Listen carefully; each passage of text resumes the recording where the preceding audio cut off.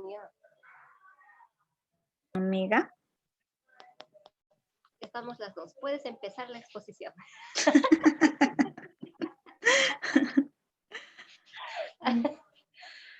También manda un mensajito, pues. Diles para que ingrese ya la doctora. A ver, espérate un ratito, no desesperes. Júrate, amiga.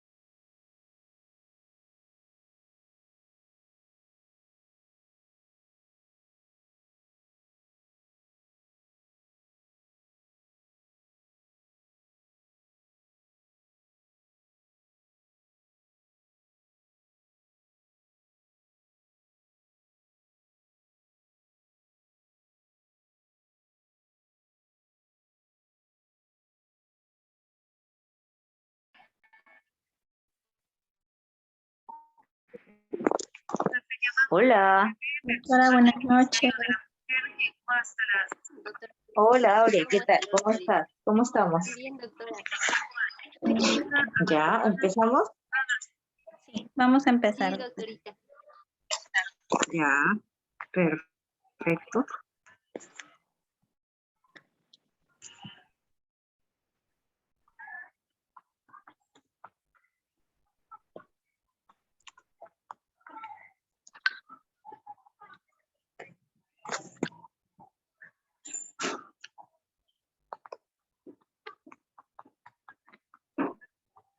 Ya. Buenas noches, doctora Doris. Buenas noches a mis colegas presentes. El día de hoy vamos a tocar el tema de fibromialgia. Quien les habla es la médico residente de primer año, Gisela Rincón Cebrián, de la Universidad Nacional Federico Villarreal. Bueno, haciendo una breve introducción y a modo de comentario, vamos a decir de que el día 12 de mayo de todos los años se celebra el Día Mundial de la Fibromialgia y del Síndrome de la Fatiga Crónica. Esta fecha fue elegida en honor a Florence Nightingale, que fue nacida el día 12 de mayo de 1820. Ella es considerada una de las pioneras de la enfermería moderna, quien pudo realizar su trabajo a pesar de haber estado postrada, ¿no?, durante 50 años a causa de la fibromialgia. Esta conmemoración se celebra desde el año de 1993 y tiene como objetivo el de crear conciencia en la población y los gobernantes sobre las necesidades médicas y sociales de los pacientes con estas patologías. Pero en sí el concepto de fibromialgia como un síndrome fue introducido en la literatura médica por Gowers en el año de 1904, quien describió un proceso de hiperplasia inflamatoria de tejido fibroso, especialmente articular, periarticular y de las vainas musculares.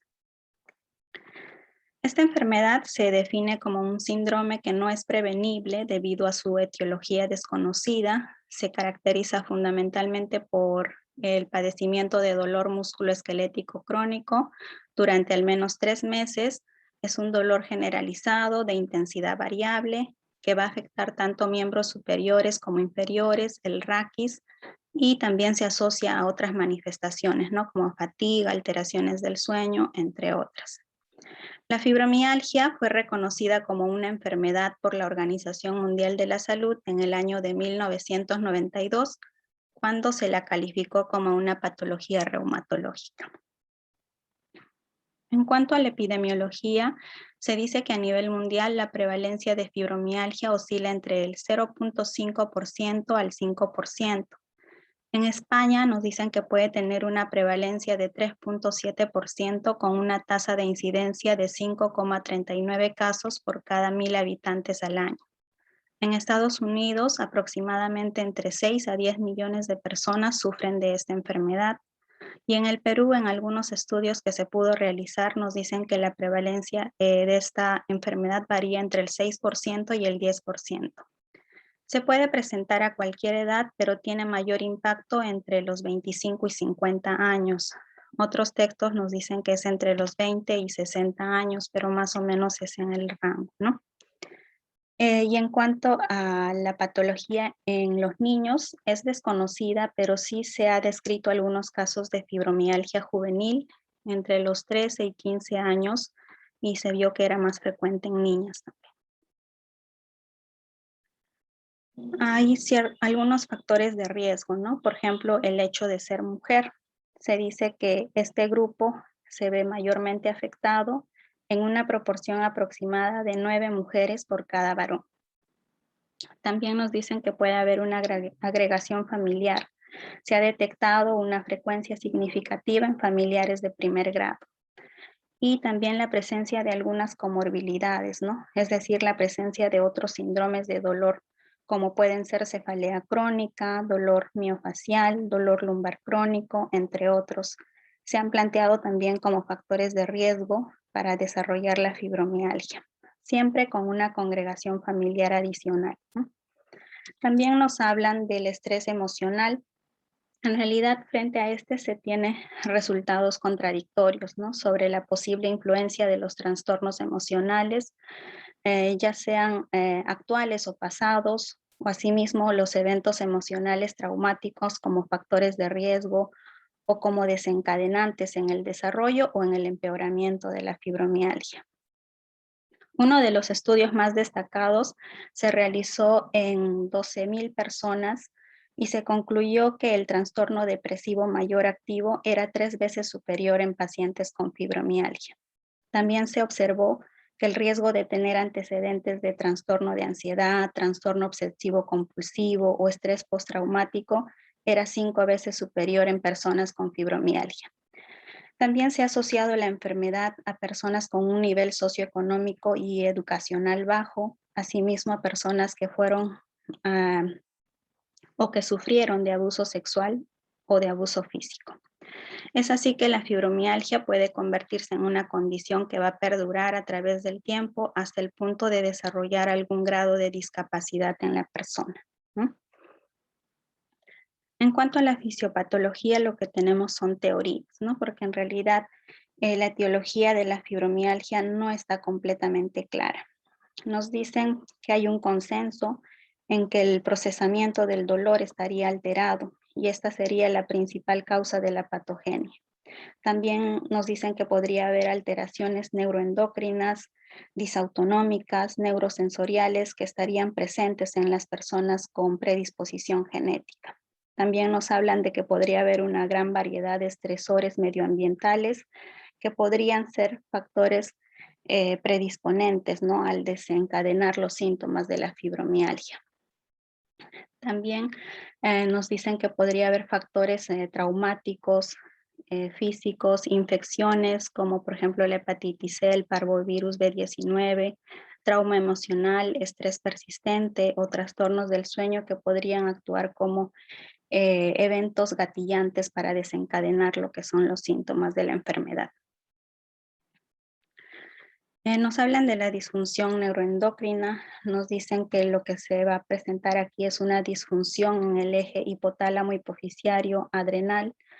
Los pacientes tendrían lo que es el cortisol plasmático elevado, sin fluctuaciones durante el día, y esto generaría una respuesta anormal, ¿no? A los eventos estresantes como traumas, infecciones, ya que el cortisol se desencadena en base al estrés.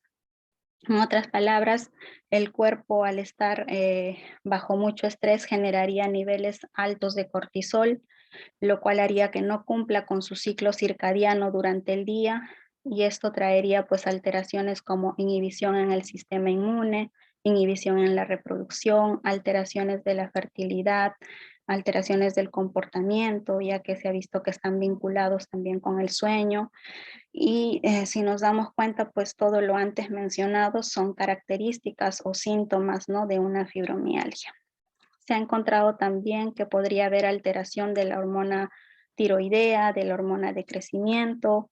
También nos hablan de una respuesta anormal del sistema nervioso autónomo, ¿no?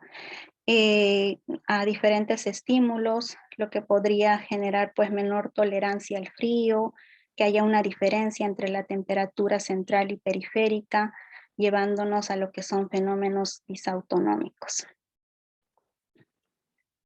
Por otro lado, nos hablan también de lo que es la sensibilización central del dolor, ¿no?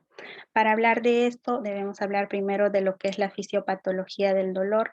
Esta, digamos, se basa en 4 etapas, que es la transducción, la transmisión, la modulación y la percepción, ¿no? La transducción lo que hace es cambiar un estímulo nocivo por un estímulo o por un impulso eléctrico, y este impulso se va a transmitir de las vías periféricas a las vías centrales.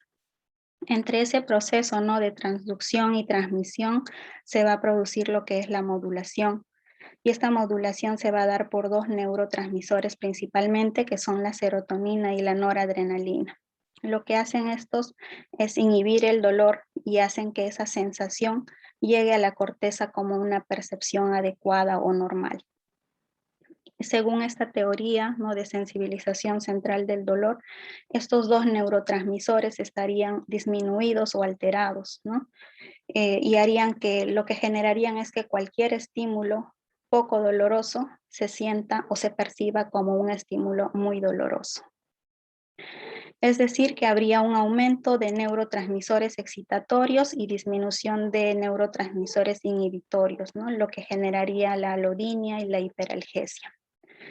Recientes hallazgos también nos hablan de mutaciones genéticas, ¿no?, del gen 5HT2A, de transportadores de serotonina, entre otros, que también apoyarían la teoría de la disminución de la serotonina.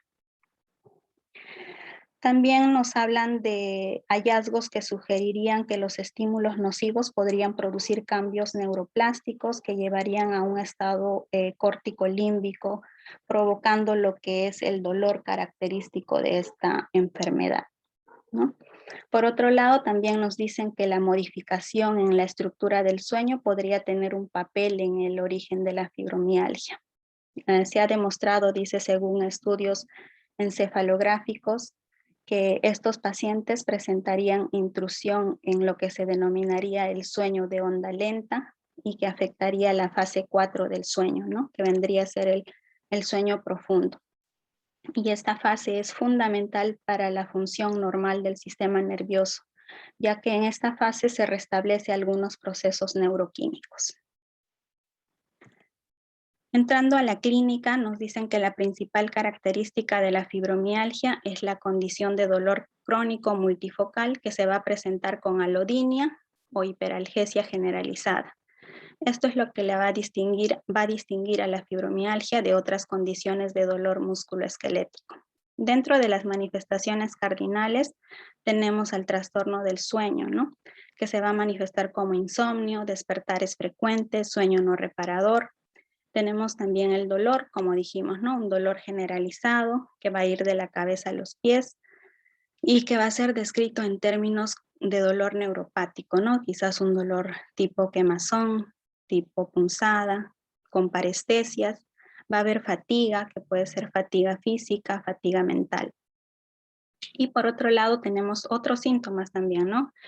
Como trastornos psiquiátricos, ansiedad, depresión, trastornos de estrés postraumático, disfunciones cognitivas, ¿no? Y la persona va a tener dificultad de concentración, déficit en la memoria, algunas alteraciones autonómicas, ¿no? Puede haber visión borrosa, fotofobia, sensación de inestabilidad, serostomía, variaciones en la respuesta al frío en las extremidades, hipotensión ortostática y síndromes de dolor regional, ¿no? Puede haber migraña o cefalea, dolor estomacal o dispepsias, dolor abdominal, síndrome de intestino irritable, dismenorreas, disurias. Puede haber hipersensibilidad a estímulos externos, ¿no? A la luz, a los olores, a los sonidos. Y puede haber rigidez, que es de aparición matutina, que no suele exceder los 60 minutos. Este es un cuadro comparativo entre la fibromialgia y el dolor miofacial, ¿no? Se las compara porque se caracterizan pues por dolor musculoesquelético. Sin embargo, tienen ciertas características que las diferencian, ¿no? Por ejemplo, la fibromialgia es más frecuente en mujeres. Por otro lado, el dolor miofacial es igual entre hombres y mujeres. La distribución de puntos sensibles en la fibromialgia nos hablan de puntos tender, un dolor generalizado y hay hiperalgesia. En el dolor miofacial, el dolor es limitado al músculo afectado. Se puede asociar a fenómenos vasomotores localizados. En la fibromialgia, la rigidez es generalizada y en el dolor miofacial es regional. En la fibromialgia tiene como etiología un fenómeno de sensibilización central, mientras que el dolor miofacial es sensibilización periférica. Los síntomas asociados a la fibromialgia es sueño no reparador, fatiga, trastornos cognitivos. Y en el dolor miofacial hay fatiga muscular, impotencia funcional. Para el diagnóstico de fibromialgia se debe hacer mediante la palpación de los puntos tender, lo cual va a desencadenar una respuesta de huida, y este dolor va a ser reproducible a una fuerza de 4 kilogramos por centímetro cuadrado. Y en el caso del dolor miofacial, se evalúa pues realizando lo que es la palpación de los puntos gatillo, ¿no? Que va a corresponder a puntos de irritabilidad en el músculo cuando este va a estar deformado por presión, estiramiento, contractura. Y en el pronóstico nos dicen que la fibromialgia raramente cura, sí va a tener periodos de remisión, también van a haber periodos de crisis, y en el caso del dolor miofacial es de mejor pronóstico. El diagnóstico de la fibromialgia es clínico. En realidad no existen pruebas de laboratorio, ni biomarcadores, ni pruebas complementarias o pruebas datos radiológicos que apoyen al diagnóstico, ¿no? Pero sí hacemos las pruebas con el fin de hacer un diagnóstico diferencial adecuado.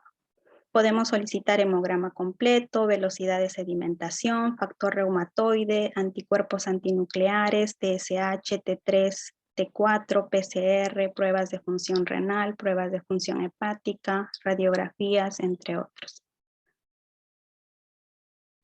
Y en el año de 1990, la Academia Americana de Reumatología crea lo que son los criterios, ¿no? Los criterios para el diagnóstico de esta enfermedad, la cual se debía basar en la presencia de dolor crónico, un dolor más de 3 meses de duración y un dolor generalizado, que debía ir acompañado de 11 o más de 18 puntos dolorosos específicos, el cual estos puntos dolorosos se evaluaban con una fuerza de 4 kilogramos, como dijimos, ¿no?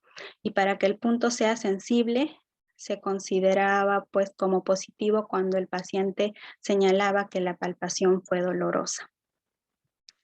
Y estos 18 puntos que se evaluaban eran los siguientes, ¿no? En el occipucio a nivel de la base posterior del cráneo, la columna cervical entre las apófisis transversas C5, C7, en el trapecio, en el punto medio del borde superior, en el supraespinoso a nivel del borde medial de la espina de la escápula, en la segunda costilla en la inserción del pectoral en la unión costocondral, en los epicóndilos distal a 2 centímetros de distancia, a nivel del glúteo medio en el cuadrante superoexterno de la nalga, en el trocánter mayor a nivel de la prominencia trocanteria y en la rodilla pues en la parte interna, ¿no? A nivel de la interlínea articular. Y se decía que era positivo o nos daba el diagnóstico de fibromialgia cuando había presencia de dolor en al menos 11 de los 18 puntos posibles. Posteriormente estos criterios cambiaron en el año 2010, ¿no? En la Academia Americana de Reumatología cambia estos criterios con el fin de dar un enfoque distinto al diagnóstico de fibromialgia, ¿no? Ya no se requiere de la presencia de los puntos dolorosos, ya que esos puntos dolorosos constituía, dice, una barrera, ¿no? Y rara vez se realizaba en la atención primaria. Y cuando esto ocurría, o sea, si se realizaba, eran frecuentemente valorados en forma incorrecta, ¿no? No se usaba la fuerza que se requería, que son los 4 kilogramos, o muchas veces se usaba más fuerza de la debida y se hacían diagnósticos erróneos. Y además que en la ACR de 1990 no se habían incluido los síntomas de la fibromialgia, ¿no? Como eran fatiga, sueño no reparador, trastornos cognitivos, entre otros. Es así que la ACR del 2010 nos ayuda a hacer una clasificación correcta de la fibromialgia. Se basa sobre todo en la información que aporta el paciente, no requiere de un examen físico y no necesita de un entrenamiento especializado del observador y se adapta muy bien al campo, ¿no? Tiene una sensibilidad y una especificidad del 85%. Estos nuevos criterios del 2010 consisten en evaluar lo que es el índice de dolor generalizado y la escala de gravedad de los síntomas. El índice de dolor generalizado, bueno, para esto el paciente debe registrar el número de áreas en las que ha tenido dolor durante la última semana. Y se evalúa en total 19 regiones en las que se va a dividir el cuerpo. El valor de esta evaluación debe ir entre 0 a 19, pero si tenemos un valor mayor a 7, ya establece el diagnóstico.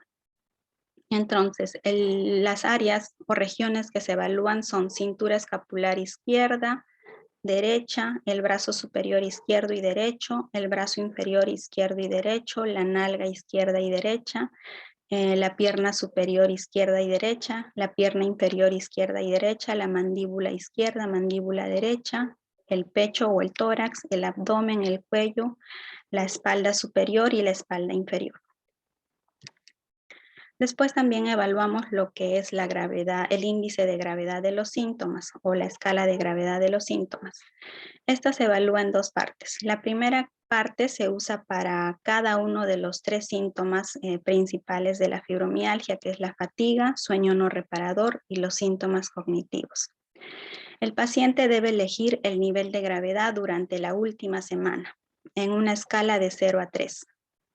Y la puntuación de este score 1 viene a ser la suma de la gravedad de los 3 síntomas, ¿no? Es decir, acá, por ejemplo, evaluamos fatiga, ¿no? En la última semana el paciente, para que tenga una escala o un valor de 0, nos debió haber dicho que la fatiga no ha sido un problema para él.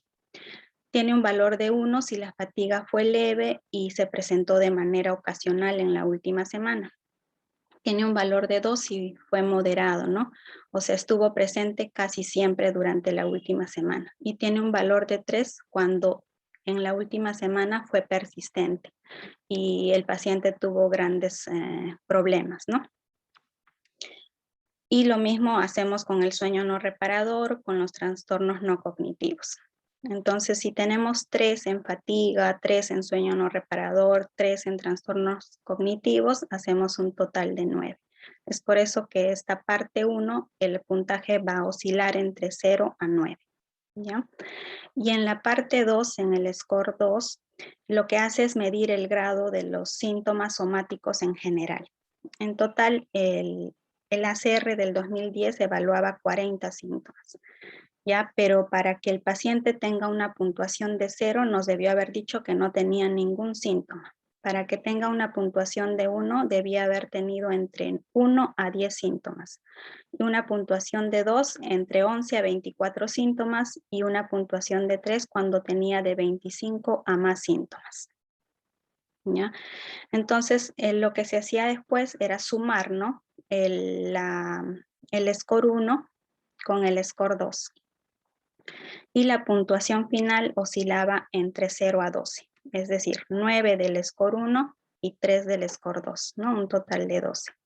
Pero si teníamos un puntaje mayor o igual a 5, ya nos guiaba o nos direccionaba al diagnóstico de fibromialgia, ¿no?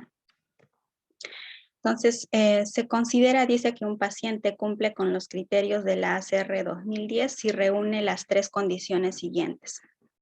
Índice de dolor generalizado mayor o igual a 7 y escala de gravedad de los síntomas mayor o igual a 5.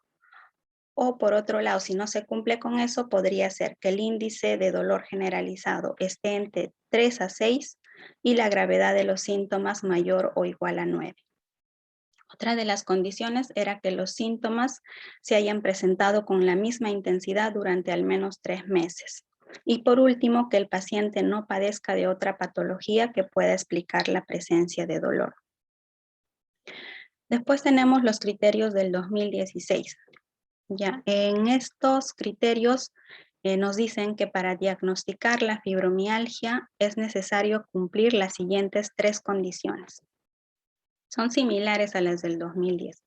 Nos dice como primera condición que el índice de dolor generalizado sea mayor o igual a 7 y que la puntuación de la escala de gravedad de los síntomas sea mayor o igual a 5.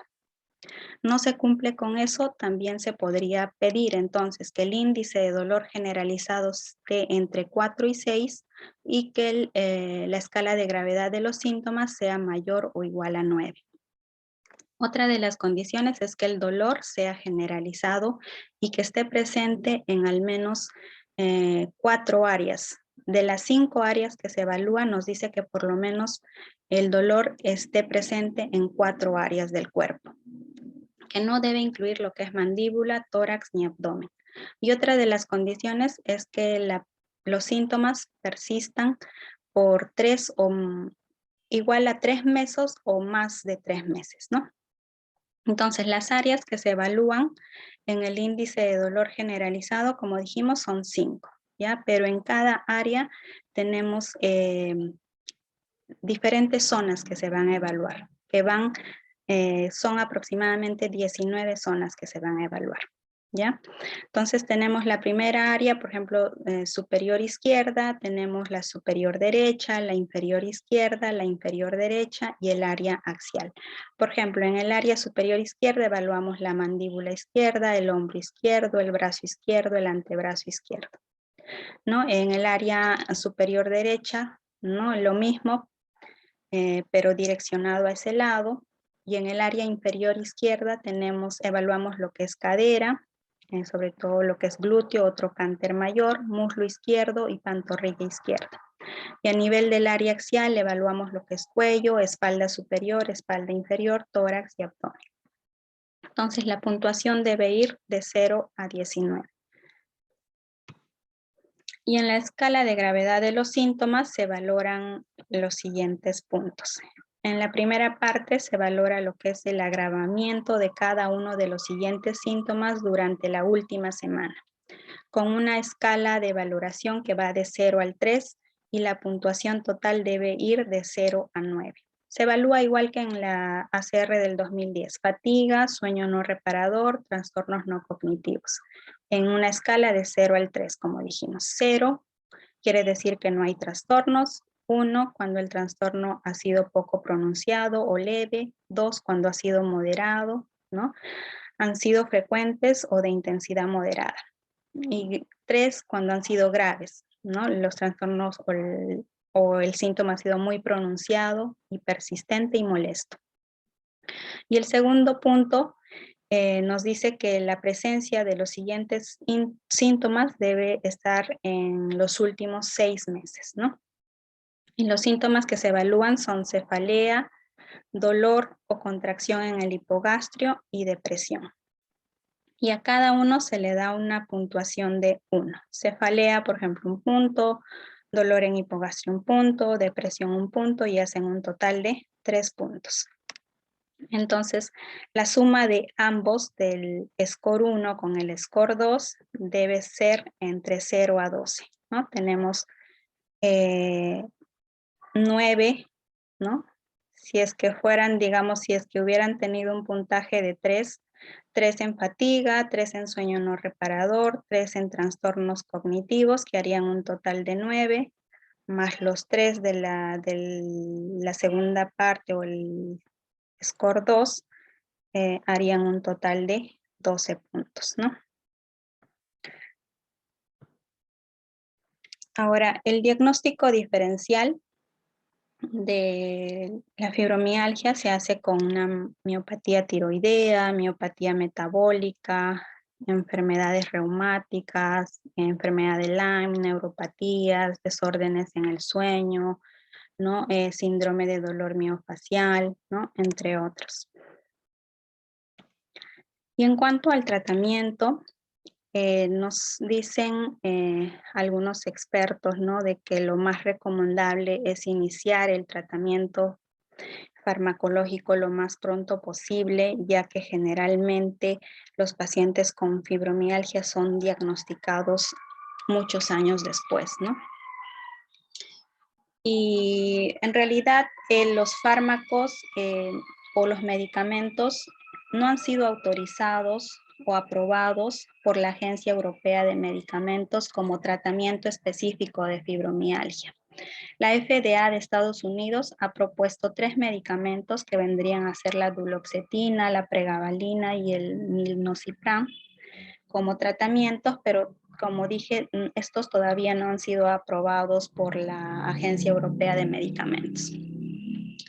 Nos dicen que se puede usar antidepresivos, ¿no? Dentro de estos tenemos a los antidepresivos tricíclicos como la amitriptilina a una dosis de 12.5 y 50 miligramos por día. Ayuda a reducir el dolor, la fatiga, las alteraciones del sueño. Tenemos, por otro lado, los inhibidores duales de la recaptación de serotonina y la noradrenalina.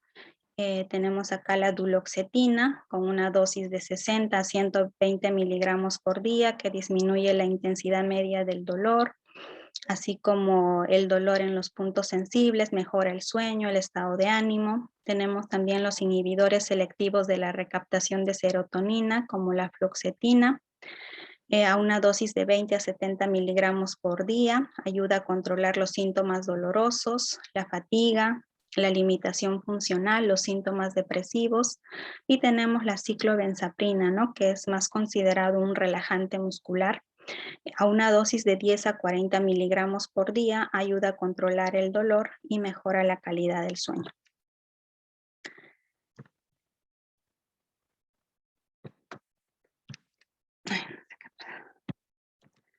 Ya, tenemos también anticonvulsivantes, ¿no?, como la pregabalina, que nos dicen que la dosis recomendada es de 300 a 400 miligramos por día, ayuda a reducir el dolor, mejora el sueño, la ansiedad, la fatiga. Y la gabapentina a una dosis de 1,2 a 2,4 gramos por día y ayuda a reducir el dolor de forma significativa.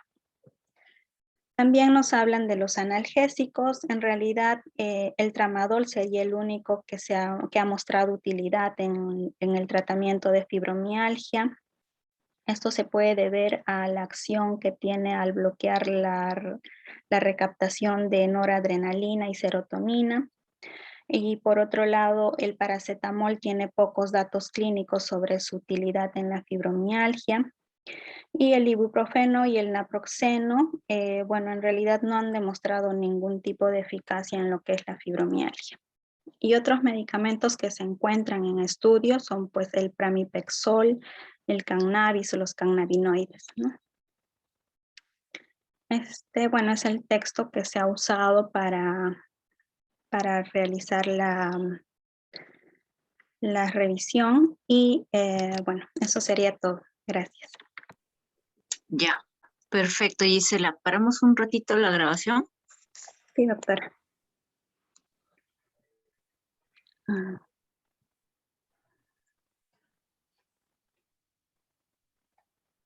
no sé cómo se hace eso.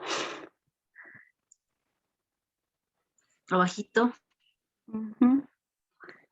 Stop recording, te sale dos puntitos, ahí dale. O en un cuadradito. Abajo, abajo. En tu caso debe estar arriba, Gise, como estás presentando. Sí, arriba está. Es un cuadradito con 2 rayitas. Ya. Ya está, creo. No. No. ¿Sigue grabando? Sí. Salir de pantalla completa, por ahí, por arriba te sale una cosa rojita. Ajá. Dejar de compartir. Ajá. Ya, y por ahí vas a ver esos dos puntitos que te dice, que te mencionan.